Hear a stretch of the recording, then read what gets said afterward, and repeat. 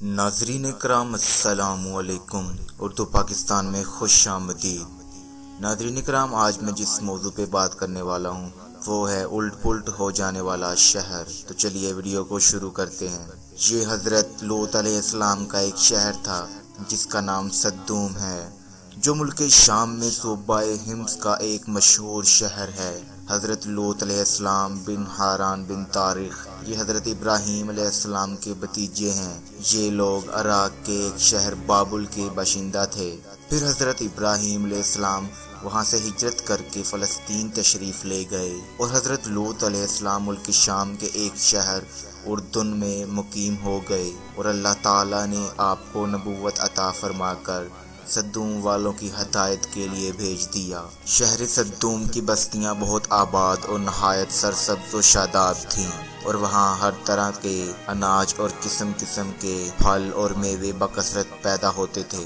شہر کی خوشحالی کی وجہ سے اکثر جا بجا کے لوگ مہمان بن کر ان آبادیوں میں آیا کرتے تھے، اور شہر کے لوگوں کو ان مہمانوں کی مہمان نوازی کا بار اٹھانا پڑتا تھا۔ اس لیے شہر کے لوگ مہمانوں کی آمد سے بہت ہی کبیدہ خاطر اور تنگ ہو چکے تھے، مگر مہمانوں کو روکنے اور بھگانے کی کوئی صورت نظر نہیں آ رہی تھی۔ اسی ماحول میں ابلیس شیطان ایک بوڑھے کی صورت میں نمودار ہوا اور ان لوگوں سے کہنے لگا کہ اگر تم لوگ مہمانوں کی آمد سے نجات چاہتے ہو، یعنی ان سے چھٹکارا چاہتے ہو، تو اس کی تدبیر یہ ہے کہ جب بھی کوئی مہمان تمہاری بستی میں آئے تو تم لوگ زبردستی اس کے ساتھ بدفعلی کرو۔ چنانچہ سب سے پہلے ابلیس خود ایک خوبصورت لڑکی کی شکل میں مہمان بن کر اس بستی میں داخل ہوا اور ان لوگوں سے خوب بدفعلی کرائی۔ اس طرح یہ فعل بد ان لوگوں نے شیطان سے سیکھا۔ پھر رفتہ رفتہ اس برے کام کے یہ لوگ اس قدر عادی بن گئے کہ عورتوں کو چھوڑ کر مردوں سے اپنی شہوت پوری کرنے لگے۔ چنانچہ حضرت لوط علیہ السلام نے ان لوگوں کی اس فعل بد سے منع کرتے ہوئے اس طرح آواز فرمایا کہ ترجمہ: اپنی قوم سے کہا کہ وہ بے حیائی کرتے ہو جو تم سے پہلے جہان میں کسی نے نہ کی۔ تم تو مردوں کے پاس شہوت سے جاتے ہو اور عورتیں چھوڑ کر، بلکہ تم لوگ حد سے گزر گئے۔ حضرت لوط علیہ السلام کے اس اصلاحی اور مصلحانہ آواز کو سن کر ان کی قوم نے نہایت بے باکی اور انتہائی بے حیائی کے ساتھ کیا کہا، اس کو قرآن کی زبان سے سنیے۔ ترجمہ: اور اس کی قوم کا کچھ جواب نہ تھا مگر یہی کہنا کہ ان کو اپنی بستی سے نکال دو، یہ لوگ تو پاکیزگی چاہتے ہیں۔ جب قوم لوط کی سرکشی اور بدفعلی قابل ہدایت نہ رہی تو اللہ تعالیٰ کا عذاب آ گیا۔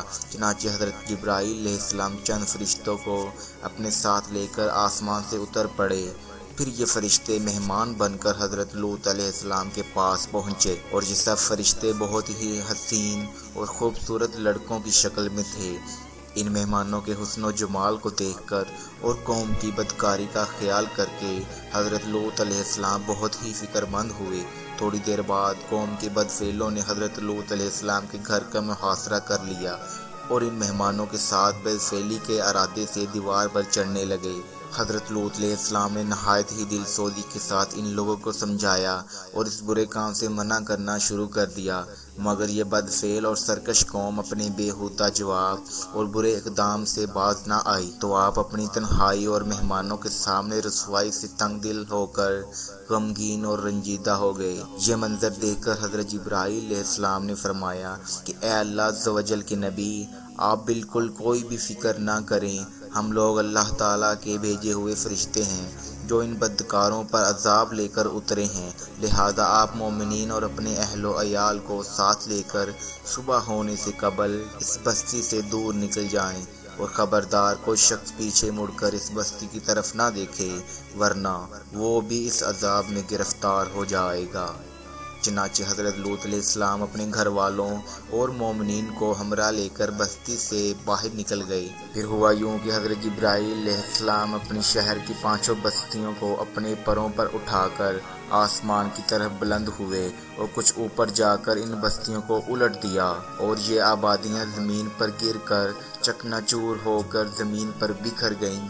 پھر کنکر کے پتھروں کا مینہ برسا، یعنی پتھروں کی بارش ہوئی، اور اس زور سے سنگے باری ہوئی کہ قوم لوط کے تمام لوگ مر گئے اور ان کی لاشیں بھی ٹکڑے ٹکڑے ہو کر بکھر گئیں۔ اسی وقت جب کہ یہ شہر الٹ پلٹ ہو رہا تھا تو حضرت لوط علیہ السلام کی ایک بیوی جس کا نام وائلہ تھا، جو در حقیقت منافقہ تھی اور قوم کے بدکاروں سے محبت رکھتی تھی، تو اس نے پیچھے مڑ کر دیکھ لیا اور یہ کہا کہ ہائے رے میری قوم، یہ کہہ کر کھڑی ہو گئی۔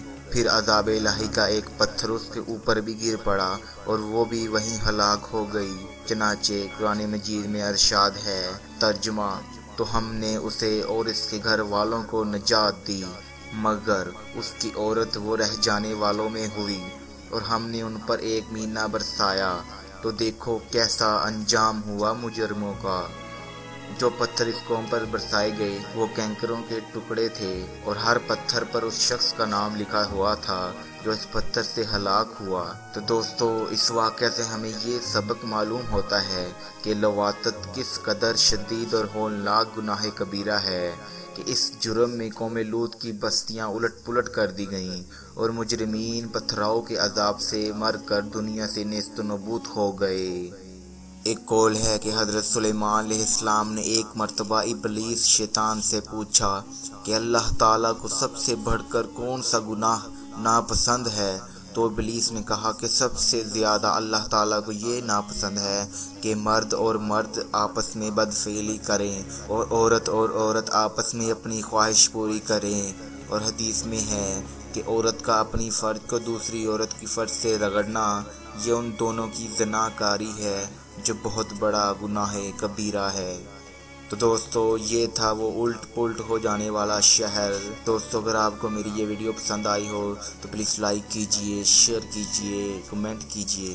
اس کے علاوہ میرا YouTube channel Urdu Pakistan subscribe ضرور کیجئے گا۔ ملتے ہیں اگلی ویڈیو میں، تب تک کے لیے مجھے اجازت دیجئے۔ خدا حافظ۔